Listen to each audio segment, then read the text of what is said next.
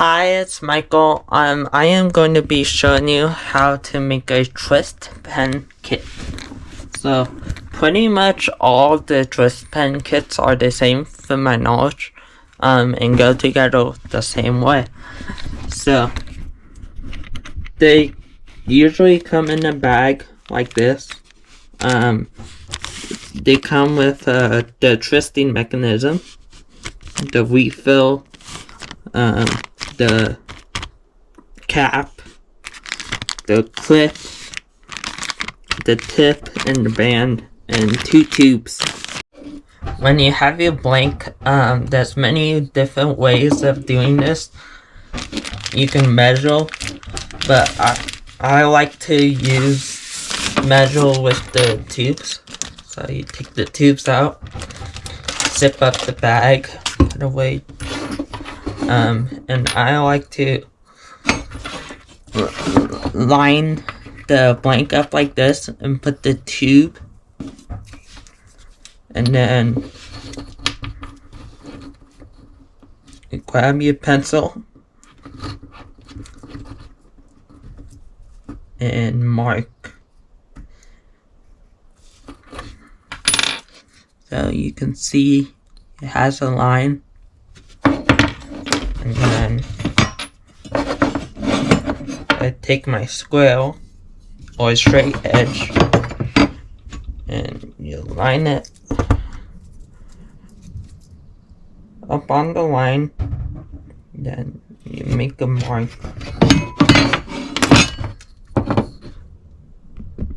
So, and then see if it is, and if there's a little bit of room. I like to leave a little bit of room because if you make an L, you can sand it. So the tube is under the line. So now you take it over to the bandsaw to cut. There is going to be a lot of wood dust and stuff, so wear safety glasses. It could be sunglasses.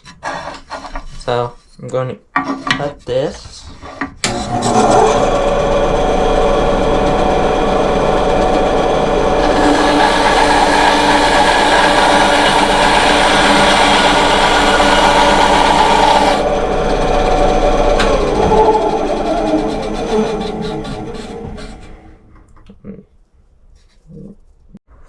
When you cut your blank, I like to make sure it's right, so I do the same method and I line up, and you can see I left a little residue if I make an L.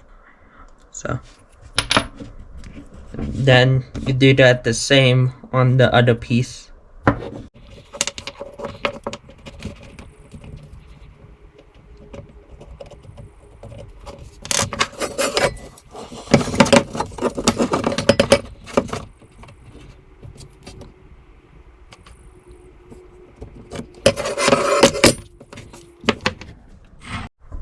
A common mistake that I see a lot of people use is you want to make sure this guard is 1.5 inches above your workpiece.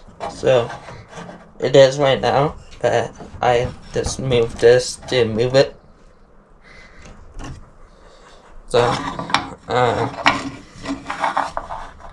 gonna go ahead and cut it.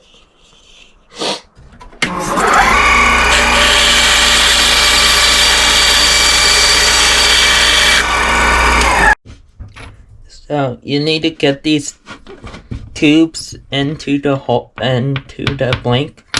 So to do that, you need to find the center.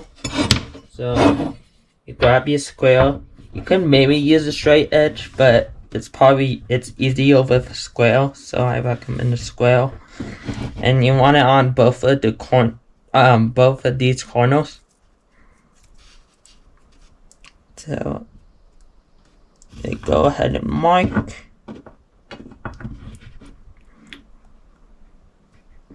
And if it's not super exact, it's fine.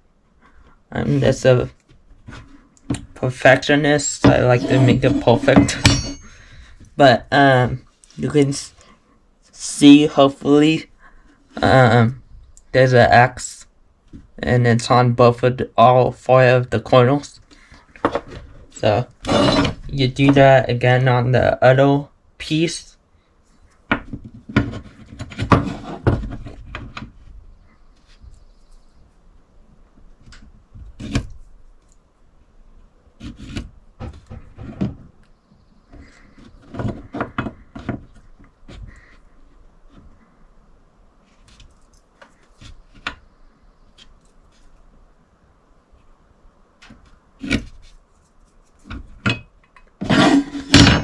You see, I kind of messed up, so I just redrew the line. I didn't waste it, but I can show. So in the middle, and it's on all 4 corners.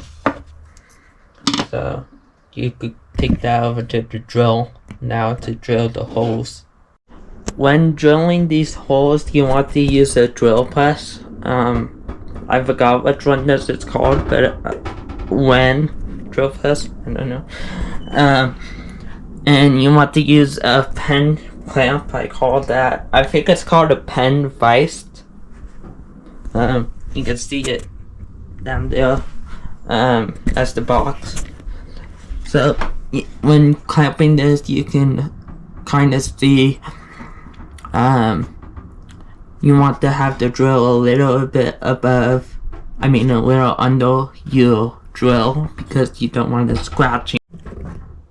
What I like to do is line up the stuff and then put the drill press down and then grab your clamp and clamp this so it doesn't move, and then put on your safety glasses.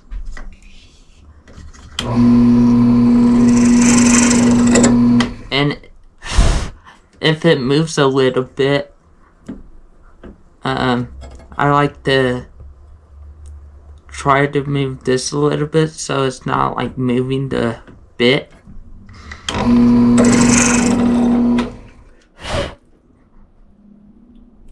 So it is good now.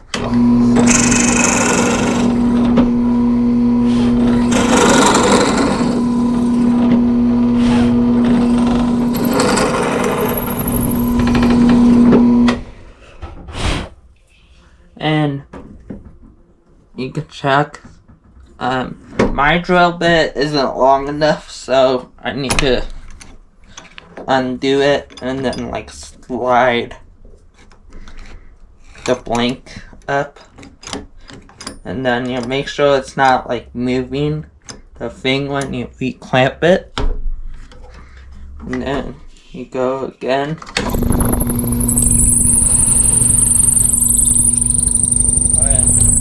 You can usually feel when it goes through, but if not, you can look under and see if the drill went through, and it did. So, and then you unclamp it, and you can see there's a red hole. So do that again on the other plane.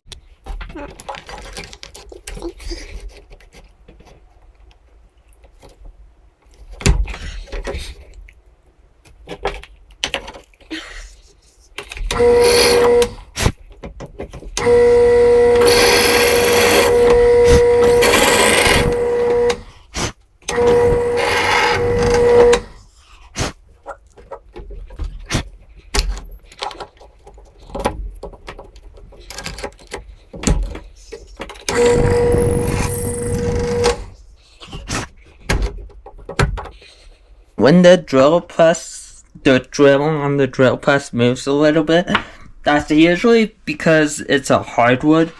So this is a mix between soft and hardwood.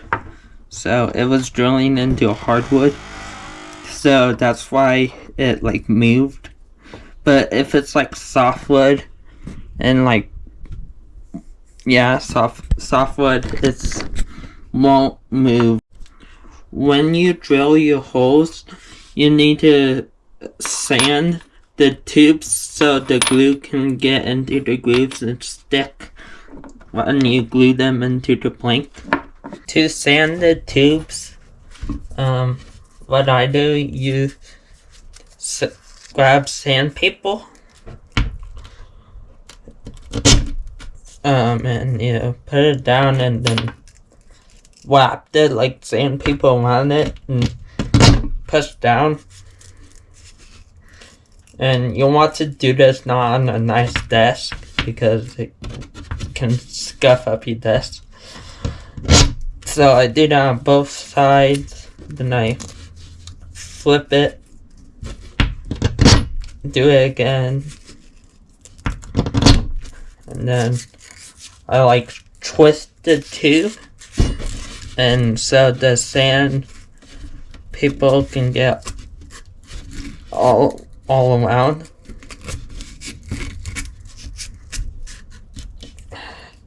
This is the most painful, most time consuming and boring task, sanding the tubes.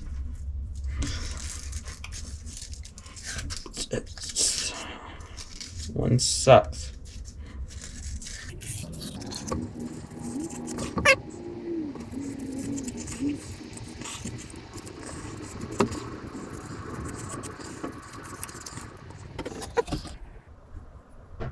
So, your tube should, I don't know how well you can see, but your tube should be rough and there should be scratch marks on it when you're done and stuff.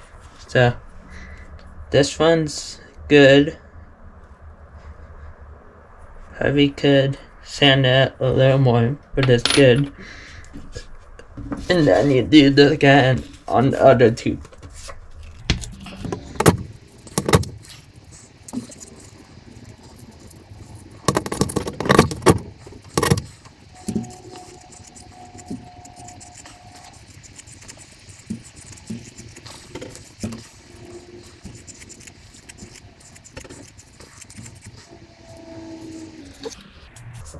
And you can wear gloves when doing this if you don't want to get like the gold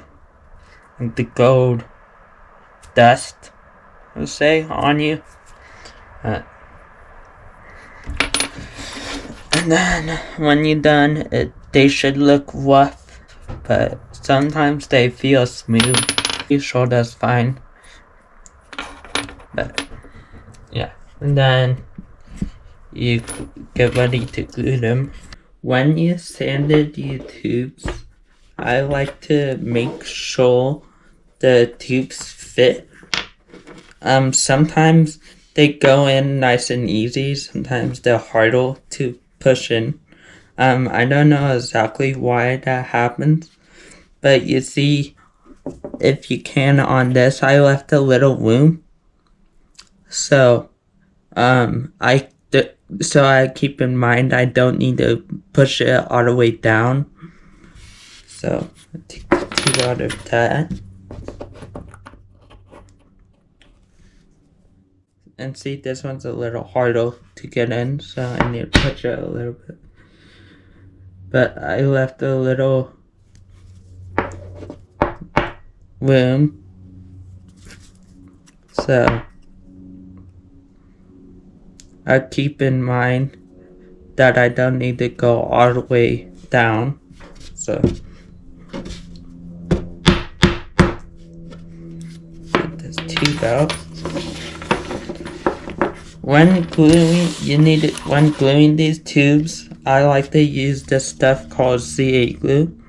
It's really sticky glue, like super glue, but a little loose. And I like to use gloves. When you have your gloves on,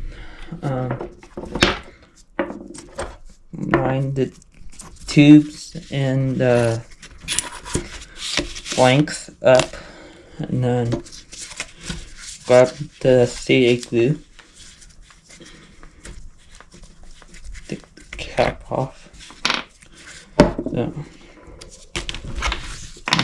one I'm wanting to do first. So, and then, you see what? Okay. So, I like to grip the tube like this. Then you put the glue on one side. You don't need a lot. And then I like to twist it in, if you can see, because you want the glue to get all over the inside. And you push it down a little bit.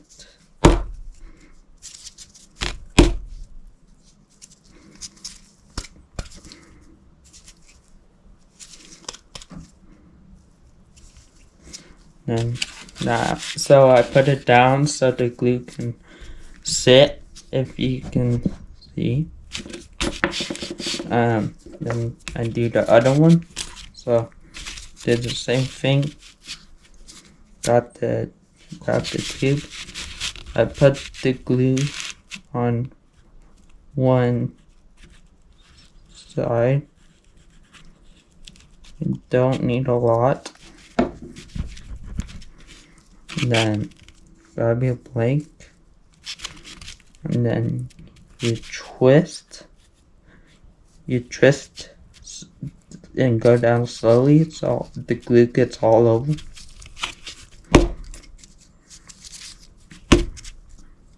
And I left a little room, so I want it in the middle so I can sand both sides flush.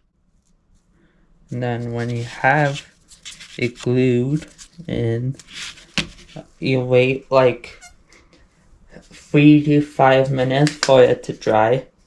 But you can usually wait like a minute or two. It dries pretty quick.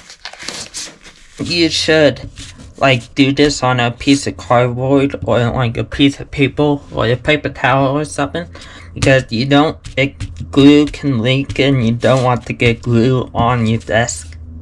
I just use a piece of cardboard, and then when your blank's dry, another tedious part, you need to sand it, so it's flush with the tubes. So that can be time consuming if you're doing it by hand. But the easiest way is I have a belt sander, so I just need to sand it. Now on this, you want a dust collector. I don't have a great dust collector system, so I use a vacuum, and it goes in and vacuums up the wood dust. Safety glasses on.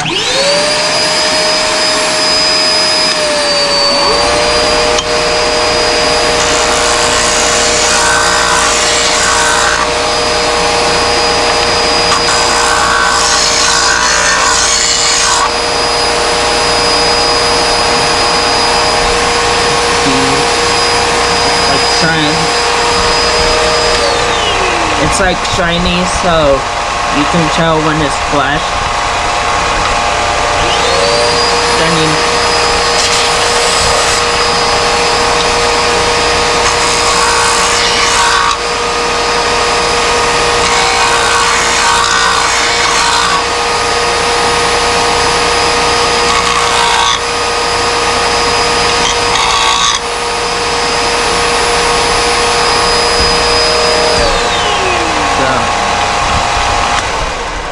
And then you can see on both sides, so that's good.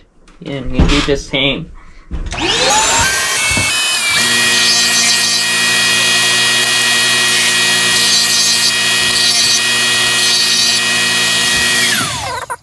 On this, you want to slide the blocks on each side through the dowel to make sure no glue or gunk is trapped. So once you do that, you find the most level side, this side, and then you put a space tool, and then you do that again, find the most level side on this side, and then you do that. You can use one spacer here, but I like to use two to give it extra room. And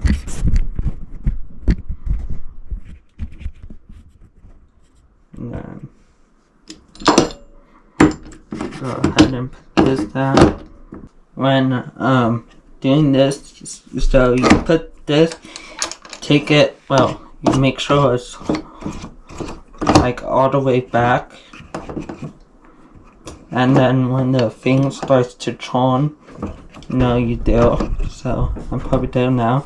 So, and then tighten these, so this is tight.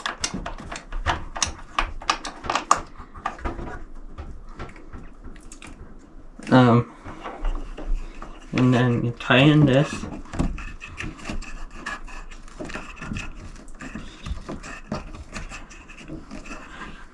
And then mine is broken on this, but you want to tighten this too. So it makes this from not spinning, but I got it at a point where it doesn't do that. And then I like to check and see if it sounds good.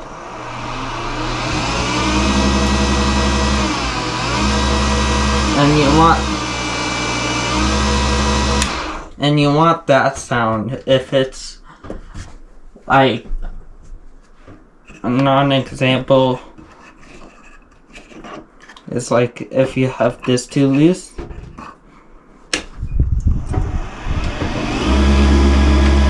it does that, or really bad one is like that. You don't want it to do that, so make sure it's tight.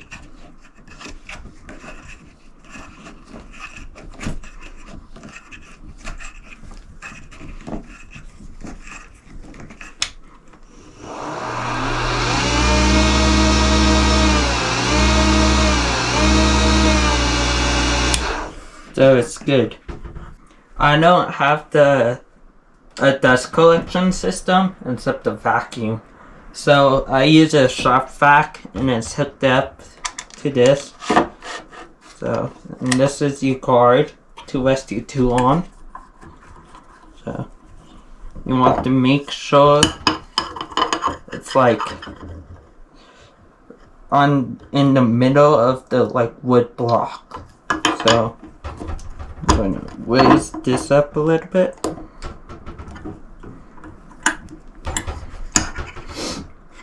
When it is, and I say it's good because sometimes I like to make it lean a little bit. So it will get pretty loud, so it's recommended to have ear protection.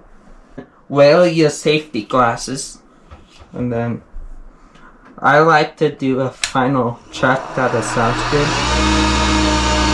before I start, and then I chant.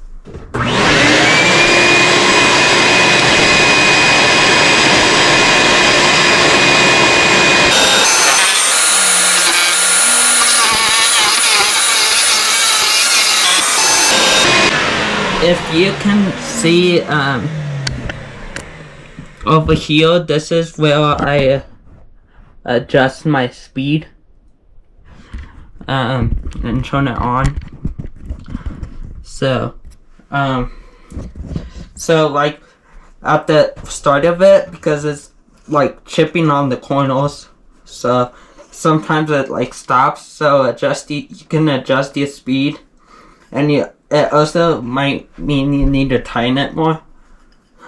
But when I'm through, I like to turn my speed down a bit. So that's what I'm doing.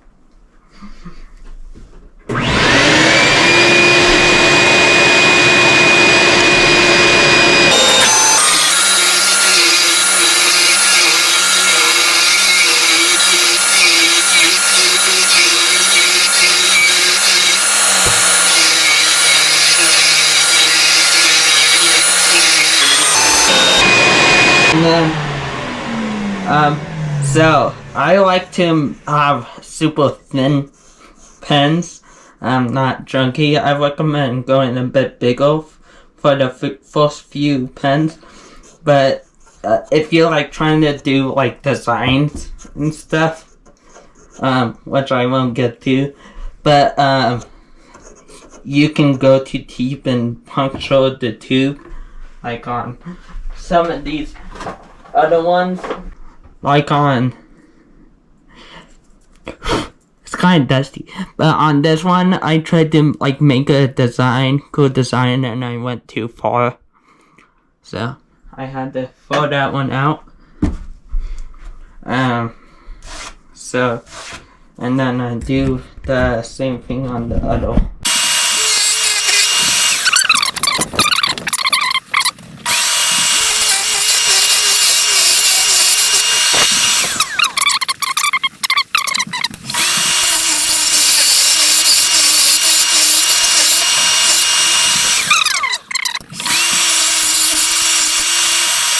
For sanding, I put the guard in the middle, so you can get on both sides. And I recommend having the speed down low, because you can have it up high, but it makes the motor work harder, and there's not really any point.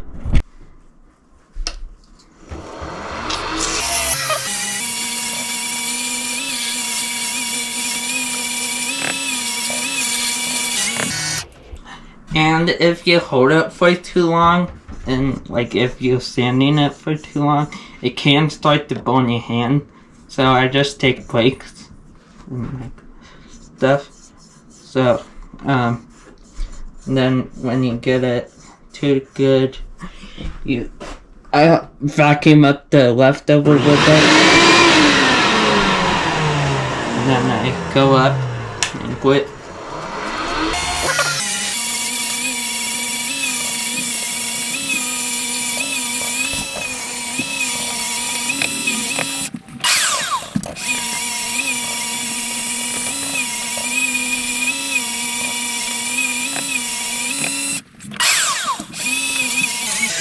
For polish, I use this Harold Premium Paste Wax. It makes it nice and shiny, and it protects it, and you can see the natural color of the wood. Well, all stains do that, but I like this stain because it smells like apple, like cinnamon. Open this up. It's yellow inside. And you turn this on. Put it on low. You only need a little bit of this stuff, but if you can see, I just have the end, and it goes a long way. So then you can see it shine.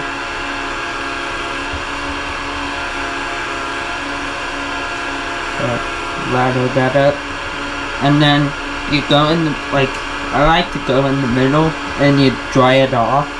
So just run your hand over it while squeezing, kind of, and it takes up all the extra wax. And then when you're done, you put the lid on. Put the lid on and set it, and you wipe out any of the stuff that comes up, and then you hammer it, because you don't want this drying out, and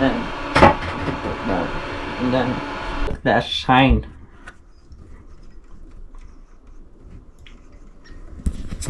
So yeah, I undo this, loosen this up, and then undo this, like that. Nice. It's super smooth, and it smells good because I used that. It smells like apple. So then you go assemble it. When assembling a pen, you need a pen, like something to press it together, so you need a pen press. And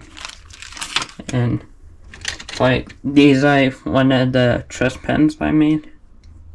When assembling the pen, so got the tubes already and the blank.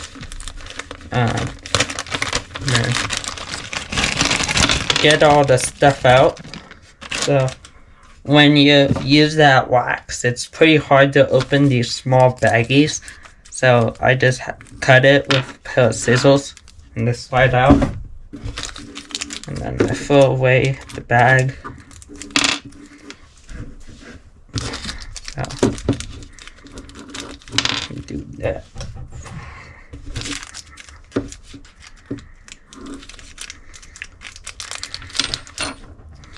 And then this is how you set it up. So you determine your front tube, like what the front of your pen from the back of your pen. Back of your pen. So the tip goes right here, and then the band, and then the tube, and then the if you want if it's too big, you don't really want the clip, but with the clip, and then you put the tip, like the top, into this. So that's how it goes. Oh, interesting and that. So when you figure out what you want your front and back to be, to push it, you get the tip, and it like slides into the tube. Sometimes you have to do that before, and then you slowly put pressure on it until it goes in fully. And to make sure it's tight, I like to kind of try to take it off, so I can't do that, so it's nice and tight. And then flip those up, and then the twisting mechanism to make it twist, you put this in, and then the twisting part, and you see that the twisting mechanism has a gold wing around it. So on this, you gotta be careful, so you don't, when it does that, when it bends, you want to try and make it straight as possible, so you might have to redo it a bunch of times. But you slowly push until you can't see the gold anymore. And then you grab your refill or ink, and you put this, and there's there's threads, so you to tighten it, and then you can see, I need to go more because you can't see the tip at the end, so, and it doesn't go out that much. So when that happens, you want to redo it, so you want to try and put a little pressure and go in the middle of this, you see, right there. You don't want to go too much, because if you go too much, you can't undo it, and you have the ink sticking out, and you have to start over. Well, you can't start over, but yeah, that will be L.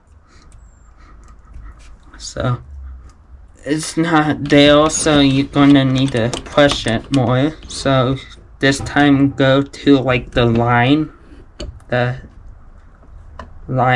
and you don't want to go too far. because you can't undo it. And then tie in. And you see it's pretty close. I am going to make sure it's at the very end, so it extends all the way. So I'm going to be very precise, so I kind of just inch it.